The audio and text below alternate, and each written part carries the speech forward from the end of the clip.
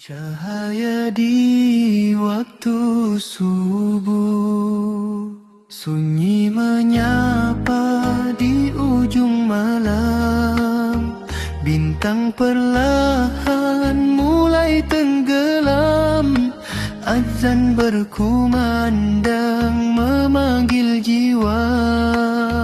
Bangunlah hati menuju cahaya, air wudu membasuh lelah, menghapus dosa yang pernah singgah. Langkah kecil ke sajadah, mengharap ridha-Mu ya Allah.